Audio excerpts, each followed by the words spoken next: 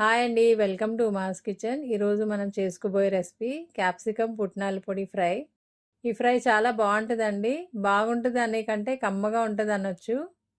ఎప్పుడు చేసే క్యాప్సికమ్ ఫ్రైలా కాకుండా ఈ పుట్నాల పొడి వేసి చేస్తే వేడివేడి అన్నంలోకి కానీ చపాతీలోకి కానీ చాలా బాగుంటుంది. బ్యాచిలర్స్ కూడా చాలా ఈజీగా చేసుకోవచ్చు. ఇప్పుడు ఎలా చేయాలో చూద్దాం. ముందుగా పుట్నాల పొడి తయారు చేసుకోవాలి. ఇప్పుడు ఒక మిక్సీ జార్ తీసుకుని అందులో పుట్నాల పప్పు వేసుకోవాలి. పుట్నాల పప్పు నేను 3 స్పూన్లు తీసుకున్నా అండి. తర్వాత 1/2 స్పూన్ జీలకర్ర వేసుకోవాలి.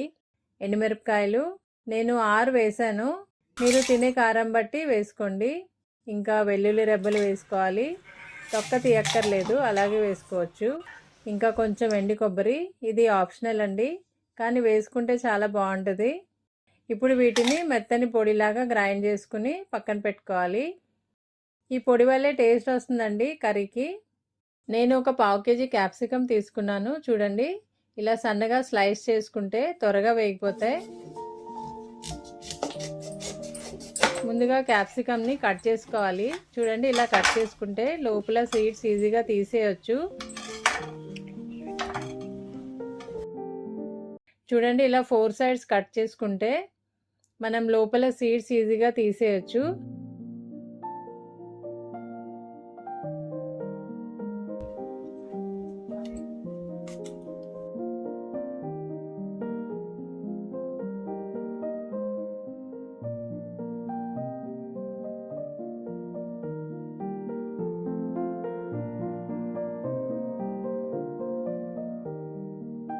ఇప్పుడు స్టవ్ వెలిగించుకుని స్టవ్ మీద ఒక కడాయి పెట్టుకుని అందులో 2 టేబుల్ స్పూన్ల వరకు ఆయిల్ వేసుకోవాలి.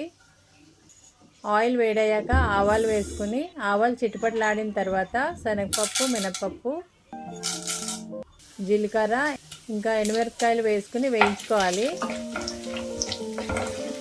ఇప్పుడే కొంచెం పసుపు కూడా వేసుకోండి. ఇవి వేగాక మనం కట్ చేసి పెట్టుకున్న క్యాప్సికమ్ ముక్కలు వేసుకుని అందులో కూరకి సరిపడ్డ సాల్ట్ వేసుకుని మొత్తం ఒకసారి కలుపుకుని మూత పెట్టుకుని క్యాప్సికమ్ ముక్కల్ని మగ్గనివ్వాలి.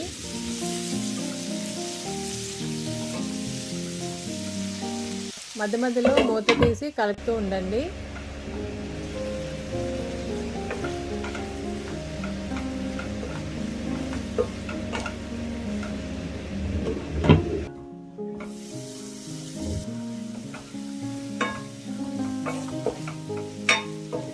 చూడండి, క్యాప్సికమ్ ముక్కలు మగ్గిపోయినాయండి. ఇప్పుడు అందులో మనం గ్రైండ్ చేసి పెట్టుకున్న పుట్నాల పొడి వేసుకుని లో ఫ్లేమ్లో 2 నిమిషాలు వేయించుకోవాలి.